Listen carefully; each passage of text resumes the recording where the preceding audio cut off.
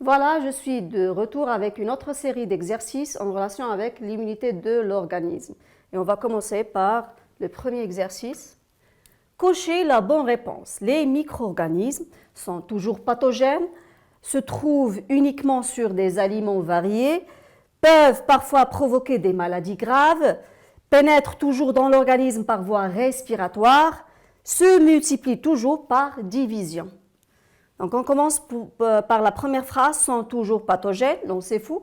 Il y a des micro-organismes pathogènes et des micro-organismes inoffensifs et même utiles pour l'être vivant, pour l'homme. Se trouvent uniquement sur des aliments variés? Non, on peut trouver des micro-organismes soit dans l'eau, le sol, les aliments ou même des micro-organismes qui vont se multiplier et vivre à l'intérieur du corps humain ou bien tout simplement dans le corps d'un être vivant. Peuvent parfois provoquer des maladies graves, oui, ils peuvent engendrer des maladies graves dans certains cas. Pénètrent toujours dans l'organisme par voie respiratoire, non, on peut trouver aussi des micro-organismes qui peuvent pénétrer dans notre corps à travers le sang, à travers par exemple des relations sexuelles, à travers par exemple contamination par des seringues qui sont infectées bien sûr. Se multiplient toujours par division. Non, on parle des micro-organismes qui vont se multiplier par division lorsqu'on parle des protozoaires ou bien des bactéries. On peut trouver d'autres micro-organismes avec d'autres modes de multiplication, à savoir bourgeonnement pour les levures, sporulation pour les moisissures ou bien mycélium. Et voilà la seule bonne réponse. Les micro-organismes peuvent parfois provoquer des maladies graves. Voilà. Toujours la première question, cochez la bonne réponse. L'infection bactérienne correspond à une multiplication des bactéries? Non, on peut trouver des bactéries qui vont se multiplier, par exemple les lactobacillus qui se multiplient dans un substrat, à savoir par exemple le lait, et nous on boit le lait et ça va ne causer aucun problème car ce sont des bactéries qui vont se multiplier mais qui ne vont pas infecter le corps. Destruction des bactéries, non? La destruction, c'est-à-dire l'élimination des bactéries. Et là, on parle d'une infection, c'est-à-dire une infection qui va provoquer une maladie. La pénétration des bactéries dans un organisme, les bactéries, ils peuvent y pénétrer, mais est-ce qu'ils vont infecter? Non, il y a des bactéries qui vont pénétrer dans notre corps, ils ne vont pas nous infecter.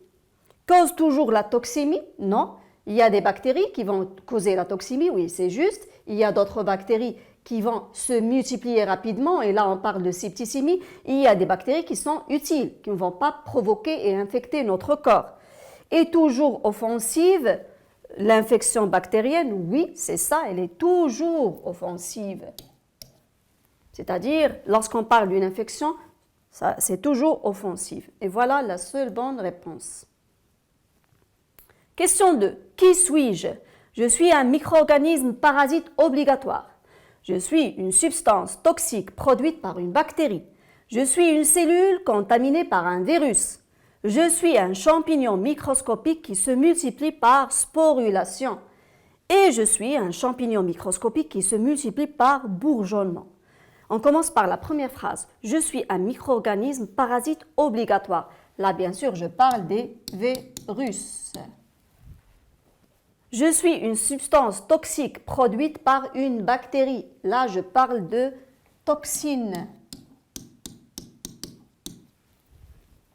Je suis une cellule contaminée par un virus. Et là, je parle bien sûr de la cellule hôte. La cellule que le virus va parasiter, va introduire son matériel génétique pour se répliquer par la suite. Je suis un champignon microscopique qui se multiplie par sporulation. Et là, je parle de mycélium ou bien moisissure. Et je suis un champignon microscopique qui se multiplie par bourgeonnement. Lorsqu'on parle de bourgeonnement, il s'agit de levure. Voilà. Et voilà les réponses. Virus, toxine, cellules hôtes, mycélium et levure.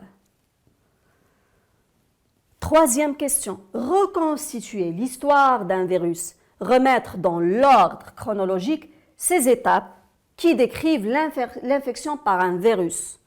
Première étape, les virus se multiplient à l'intérieur dans la cellule, c'est-à-dire les virus sont déjà introduits dans une cellule. Une cellule est contaminée par un virus. Je pense que c'est la première. Les virus vont infecter d'autres cellules du même organisme. Le virus utilise la cellule pour recopier son matériel génétique et fabriquer ses constituants. Il va s'introduire, après il va répliquer, il va introduire son matériel génétique et va répliquer les constituants cellulaires, oui. Les nouveaux virus formés sont libérés et la cellule qui les hébergeait meurt. Donc, voilà la deuxième, c'est celle-là. Une fois le virus a répliqué son matériel génétique, il va se multiplier par réplication. Donc, la quatrième, les nouveaux virus formés sont libérés et la cellule qui les hébergeait meurt. Donc, après la réplication du noyau de la cellule hôte, ils vont détruire, ils vont endommager la cellule et la cellule qui les hébergeait meurt. Donc, voilà la quatrième. Et la cinquième, les virus vont infecter d'autres cellules du même organisme, c'est-à-dire après leur formation, après leur multiplication à l'intérieur de la cellule hôte et après la destruction de cette cellule hôte, ils vont se propager, ils vont attaquer d'autres cellules. Et voilà la cinquième. Donc, 1. Une cellule est contaminée par un virus.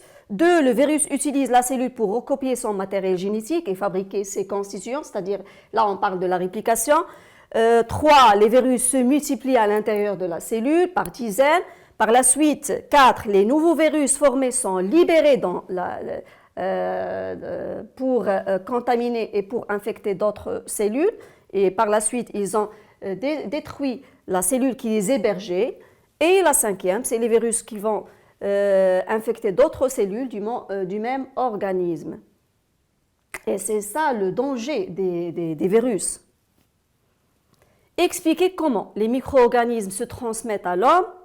Les micro-organismes de l'environnement peuvent se retrouver dans l'organisme. Les bactéries se développent dans l'organisme. Limiter la contamination et l'infection. Les bactéries pathogènes peuvent envahir notre corps. Et on va commencer par la première phrase. Expliquer comment les micro-organismes se transmettent à l'homme. Donc là, les modalités de transmission sont différentes. Là, les micro-organismes se transmettent à l'homme par différentes façons. L'air, les aliments, les animaux. Là, on a par exemple une contamination aérienne par voie respiratoire. Contamination d'une personne à une autre, par exemple des relations sexuelles aussi, contamination par des coquillages, bien des poissons aussi, contamination de l'environnement, un environnement qui est pollué, qui renferme ces micro-organismes. On peut aussi être contaminé à travers des fruits et des légumes qui ne sont pas lavés, bien lavés. Aussi contamination par l'eau, contamination par des aliments préparés, c'est-à-dire les conditions de préparation de ces aliments, on n'a pas pris en précaution l'hygiène convenable et aussi contamination par les animaux. Voilà. Toujours expliquer comment les micro-organismes de l'environnement peuvent se retrouver dans notre corps, soit par les voies respiratoires, par les morsures des animaux, par les piqûres d'insectes, les relations sexuelles. On a l'exemple ici d'une piqûre d'insectes. Voilà des micro-organismes qui vont s'introduire avec cette épine-là, cette épine qui est infectée, contamination par voie aérienne, respiratoire, etc. Expliquer toujours comment les bactéries se développent dans l'organisme. Une fois ils vont s'introduire dans notre corps, ils vont trouver les conditions favorables, à savoir la température idéale pour leur prolifération ainsi que les nutriments. même si on trouve des bactéries anaérobiques, il y a aussi des micro-organismes aérobiques, c'est-à-dire qui ont besoin de dioxygène.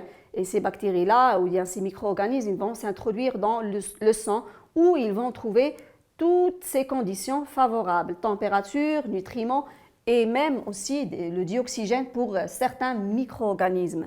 Donc les bactéries se développent dans l'organisme car ils trouvent un milieu favorable pour leur prolifération. Voilà le milieu favorable pour la prolifération de ces bactéries-là. Expliquer comment limiter la contamination et l'infection. Donc, il faut prendre en considération plusieurs précautions d'hygiène, c'est-à-dire l'asepsie, le milieu il doit être propre, et éviter les foyers infectieux, c'est-à-dire on doit s'éloigner le plus possible des foyers infectieux, c'est-à-dire là où on trouve la propagation qui est très très élevée de maladies.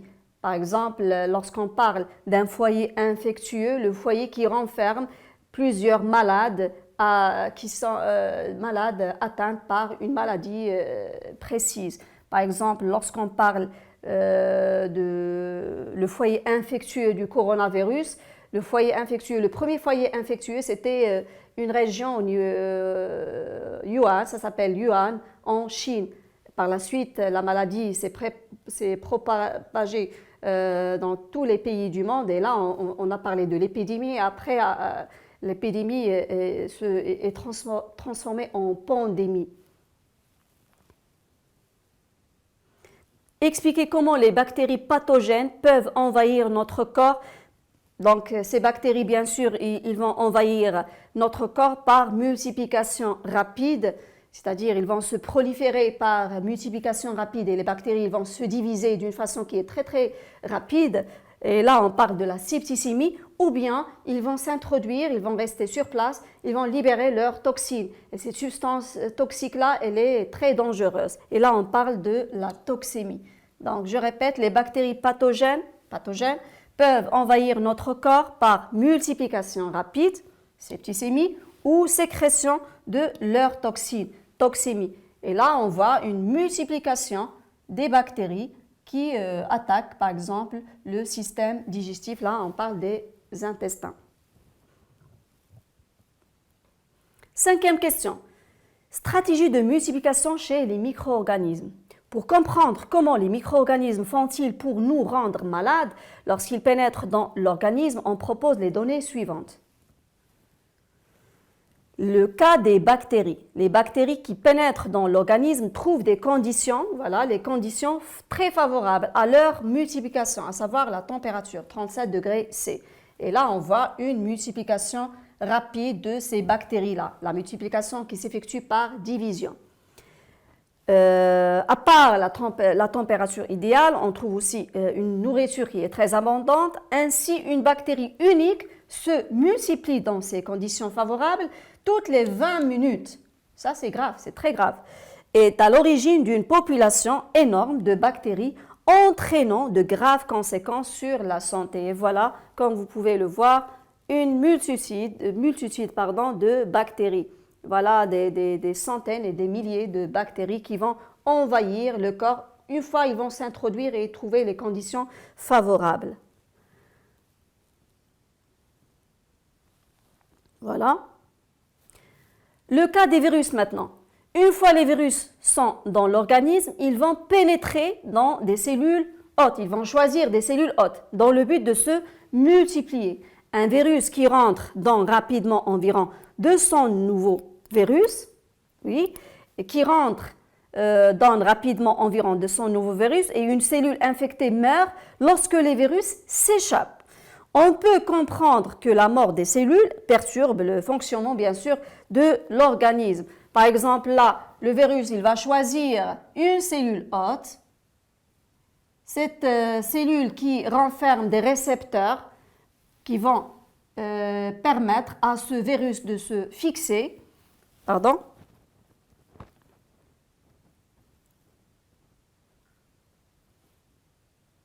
Voilà. Une fois ils vont se fixer, ils vont introduire leur matériel génétique. Et ce matériel génétique, il va répliquer le noyau de la cellule hôte.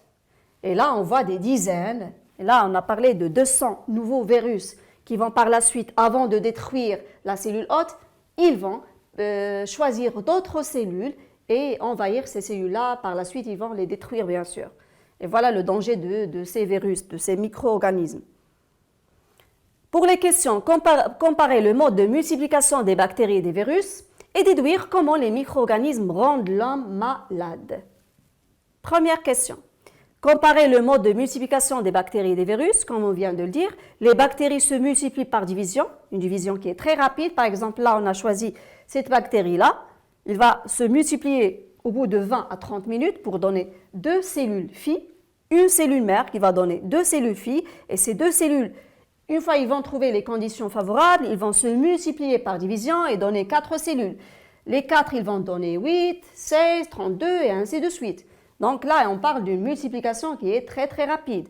Lorsqu'on parle des virus, un virus, il va choisir une cellule hôte, la cellule qui va parasiter. Il va introduire son matériel génétique. Il va par la suite répliquer le noyau de la cellule hôte et il va se répliquer par dizaines.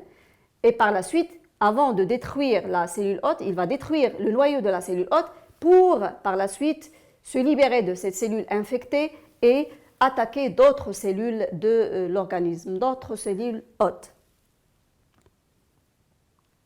Deuxième question. Déduire comment les micro-organismes rendent l'homme malade. Là, on a 4 façons, 4 dangers. La septicémie, donc c'est une menace pour notre corps. La toxémie aussi. La réplication de la cellule hôte. Lorsque je parle de la réplication, je parle des virus. Et présence de capsules chez certaines bactéries. Premier danger, septicémie, c'est-à-dire une multiplication rapide des cellules qui vont envahir la totalité du corps. Toxémie, il y a des bactéries qui vont libérer des toxines, des substances toxiques. Cette substance, il va se propager, il va se diffuser dans le corps à travers le sang. Réplication de la cellule hôte. Lorsque je parle de la réplication, ce sont les virus qui ont cette capacité-là. Et par la suite, ils vont détruire le noyau de la cellule hôte et envahir d'autres cellules, car ils vont se répliquer par dizaines, vers des centaines. Puis, présence de capsules chez certaines bactéries. Je vous explique ça.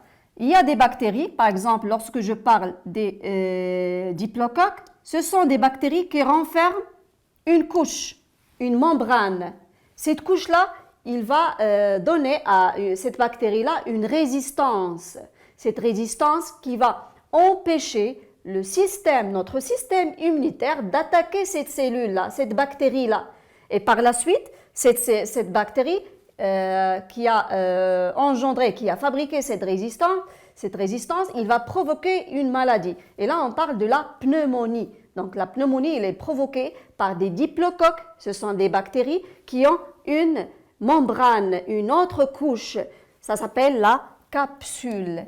Et cette capsule-là, ça va provoquer un danger pour notre corps. Ça ne va pas aider notre système immunitaire à attaquer cette bactérie-là, car elle est enfermée, elle est encerclée dans cette couche-là ou bien dans cette capsule. Voilà les 4 dangers: septicémie, toxémie, réplication des virus et la présence de capsules chez certaines bactéries. Les 4 dangers qui menacent notre corps et qui va permettre aux micro-organismes de se propager facilement dans notre corps et par la suite provoquer des maladies et même tuer l'être vivant.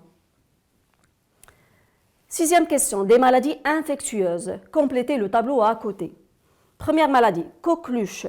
Les principaux symptômes de cette maladie sont des toux sèches, épuisantes et qui vont évoquer le chant du coq, d'où le nom de cette maladie, coqueluche. Les malades sont très contagieux.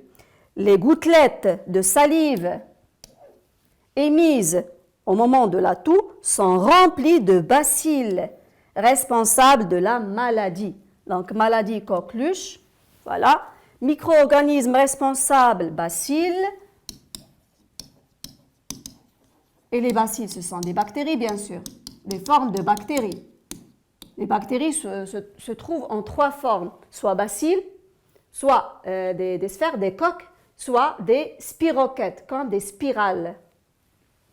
Mode de transmission, là, des gouttelettes de salive émises au moment de la toux. Des gouttelettes de salive.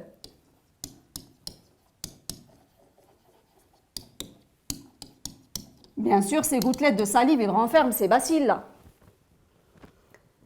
Et voies de pénétration dans l'organisme, bien sûr, les voies respiratoires.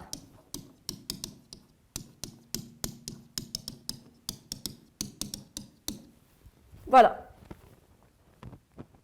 Donc, pour la maladie, c'est coqueluche, micro-organismes responsables, bacilles ou bien les bactéries du coqueluche. Mode de transmission, les gouttelettes provenant du nez ou de la bouche lors de la toux. Et les voies de pénétration dans l'organisme, ce sont les voies respiratoires.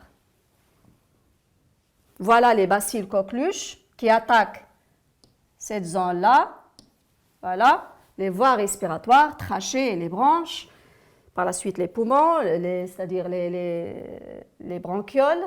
Et voilà ces bacilles-là, ces bactéries-là qui provoquent cette maladie grave. Salmonellose, une autre maladie. Cette maladie se manifeste par une fièvre sévère, des douleurs abdominales et des diarrhées importantes. Dans 90% des cas, c'est la consommation d'un aliment contaminé, par exemple produits laitiers, les œufs, la charcuterie, etc., qui en est responsable de cette maladie. Donc la maladie, c'est salmonellose, micro-organismes responsables, bien sûr, les salmonelles. Et salmonelles, toujours, ce sont des bactéries. Mode de transmission. Là, la consommation d'un aliment contaminé. Donc, les aliments contaminés. Pardon, aliments contaminés. Et voie de pénétration dans l'organisme, c'est la bouche. D'accord ? Et on passe, voilà les bactéries salmonelles, voilà, et qui provoquent la salmonellose. On passe à l'hépatite B. C'est une maladie qui est très très grave. Des lésions du foie dues au virus caractérisent cette infection grave qui peut évoluer en infection chronique. Les micro-organismes, ou bien le micro-organisme qui peut se transmettre au cours des relations sexuelles, des échanges de seringues chez les toxicomanes, c'est-à-dire les personnes qui prennent des drogues, lors de la réalisation aussi des tatouages, piercings, etc. Donc l'hépatite B, c'est la maladie. Micro-organisme responsable, c'est virus. Infection grave qui peut évoluer en infection chronique, donc mode de transmission, ce sont déjà dit, les relations sexuelles, les échanges de seringues, piercings, tatouages, etc. Et voie de pénétration, lorsque je parle de seringues, piercings, tatouages et tout ça, on parle de contamination à travers le sang. Et voilà le virus de l'hépatite B, voilà, et qui attaque le foie, les cellules du foie. Voilà. Donc, c'est tout pour cette séance. Portez-vous bien et à la prochaine.